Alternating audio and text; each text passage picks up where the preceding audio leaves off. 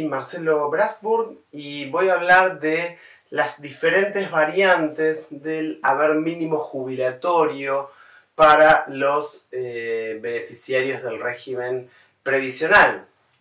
Especialmente con los últimos cambios que ha habido en los últimos años en la normativa, en determinadas bonificaciones especiales que se fueron otorgando para los jubilados y pensionados. El ahorro mínimo jubilatorio en la ley 24.241 está previsto en el artículo 125, el cual originalmente era solo para los beneficiarios del régimen de reparto, que percibían algún componente del régimen de reparto del sistema.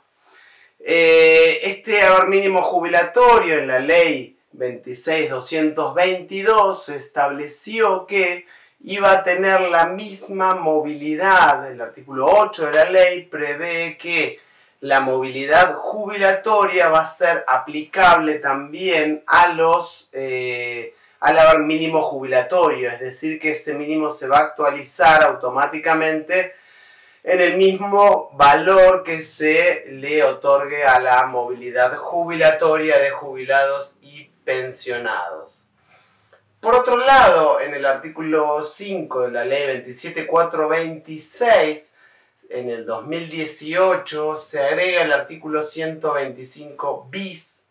que va a prever un mínimo diferenciado, un mínimo diferencial para determinada categoría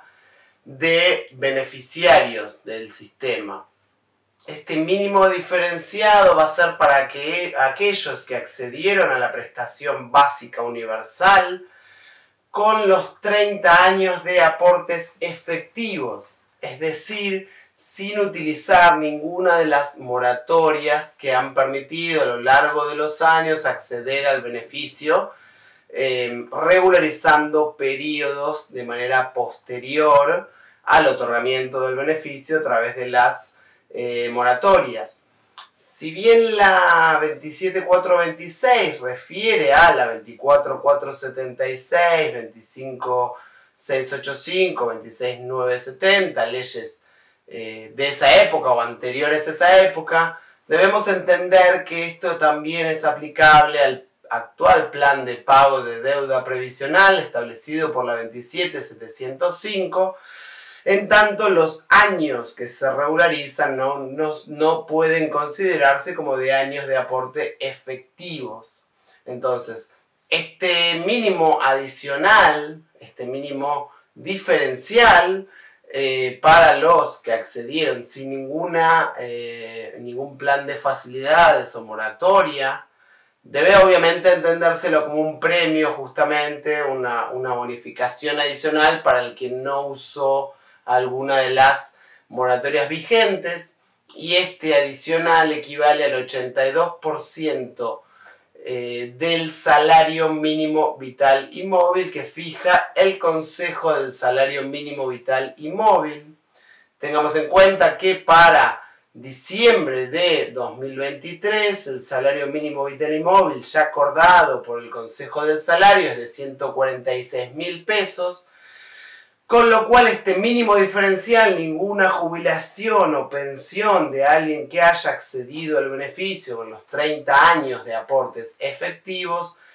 va a poder ser inferior a 127.920 pesos, que es el 82% de este valor. Tengamos en cuenta que ya informado por ANSES a través de la resolución 220 del 2023, el haber mínimo jubilatorio general es de 105.712,61 para diciembre, o sea que hay un adicional que se da hoy, pero históricamente desde el 2018 a hoy fue más bien esporádico, salvo justamente en el 2023, porque desde el 2018, desde la sanción de la 27.426 en adelante, ha sido muy pocas veces en que el salario mínimo vital y móvil superaba la jubilación mínima en un 82%. Con lo cual, este año se empezó a dar más esta situación de que el salario mínimo vital y móvil sí supera, aplicado el 82%, el valor de la jubilación mínima. Por otro lado, la última novedad en materia de haber mínimo pasa a partir del 2021-2022 de manera esporádica y más permanente, diríamos, a partir del 2023, que el ANSES ha tomado la metodología de otorgar bonos o refuerzos con la metodología que utilizan para los jubilados que cobran la prestación mínima. Esto fue, como decía, 2 o 3 por año en 2021-2022 y llegamos al 2023 donde salvo abril y mayo se otorgó en todos los meses y hay como una movilidad para el bono. El bono se paga siempre y se le da un aumento al bono. Y van a tener como requisito cobrar entre la suma de los beneficios que persigue la persona, un haber mínimo jubilatorio sumados todos. En ese caso se le paga el bono o el refuerzo complementario completo y si no se pagará lo suficiente para llegar a un mínimo más refuerzo. Este mínimo ya fijado por ANSES, todavía no publicado para el mes de diciembre, va a ser de 55.000 pesos, con lo cual el mínimo más bono se va a ir a 160.721,61. La pregunta es si el ANSES puede dar un bono adicional, puede beneficiar de alguna manera a aquel que cobra una prestación mínima por encima del resto. Soy de los que entienden que sí, considero a diferencia de otros abogados que puede el Estado beneficiar determinado grupo, y esto me baso en el fallo Scovich de la Corte, donde dijo la Corte que el jubilado es una persona vulnerable, y los casos García-Abel, donde la Corte, si bien hablaba de ganancias, dijo que los jubilados son vulnerables, como había dicho en Scovich, pero que algunos son más vulnerables que otros, que algunos necesitan mayor protección del Estado. Y obviamente el que cobra una prestación mínima, sea por lo que sea, merece mayor protección del Estado porque está en una situación de mayor desfavorabilidad. Después vamos a ver hasta dónde puede llegar y si hay algún límite, que yo creo que sí, y que sí el Estado lo está por superar o ya lo superó ese límite de hasta cuánto puede favorecer a unos por otros. La gran pregunta con los refuerzos previsionales se da en los procesos de reajuste y especialmente en ejecución de sentencia, donde algunos juzgados consideran que ese monto percibido por el jubilado o jubilada debe ser descontado en la liquidación cuando yo calculo haber reajustado contra haber percibido. Y la verdad que los decretos, todos los decretos que crearon estos suplementos o refuerzos establecen que el refuerzo no es motivo de descuento alguno ni computable para ningún otro concepto, o sea que trasladado a un trabajador claramente sería el caso de el monto no remunerativo, que en realidad no forma parte del haber jubilatorio, si no se descontaría para PAMI, sino que es un adicional que se da en teoría excepcionalmente, aunque se está transformando en permanente. Y esto nos lleva a lo que fue el caso Badaro en el año 2006, donde la Corte trató la situación de el aumento indiscriminado en la jubilación mínima y el no aumento de las jubilaciones superiores a la mínima. Entre el 2002 y 2006 la jubilación mínima se fue de 150 a 390 y después a 470, haciendo que triplique su valor, mientras que al resto de los jubilados se le dio solo un 10% para el que cobraba más de 1.000 pesos y un 11% para todo el resto. El caso de Badaro que cobraba una jubilación superior, solo recibió un 11%. Y la Corte lo que planteó fue que no se puede producir ese achatamiento de la escala. ¿Qué es el achatamiento de la escala? Ir incluyendo dentro de la escala de quien cobra más o menos en el régimen previsional, bueno, están los que cobran la mínima y subiendo los que cobran haberes superiores. En ese momento se produjo que muchas personas que cobraban jubilaciones por encima de la mínima, el que cobraba 300 pesos en el 2002 cobraba 2 mínimas y enseguida pasa a cobrar una mínima, ¿sí? Con lo cual se produce un achatamiento de la escala que la Corte dijo no se puede convalidar ese achatamiento de la escala a ese nivel, al nivel de trasladar de una persona que le tripliquen la jubilación y a otro que le den un 11%. En un caso concreto que yo he analizado de un cliente mío, una persona real, no un caso de laboratorio. Una persona que en 2021 cobraba una jubilación de 54.934,34, es decir, 2.88 haberes mínimos. Para diciembre esta persona va a cobrar 305.078,07, lo cual equivale a 1.9 haberes mínimos. O sea, de casi 3 se fue a casi 2. Y si esto continúa, esta persona termina cobrando la jubilación mínima, lo cual es justamente la cuestión que planteó la Corte en el caso Badaro. No podés achatar la escala y llevar más gente a cobrar la jubilación mínima. Analizado en términos de cuánto aumentó la jubilación,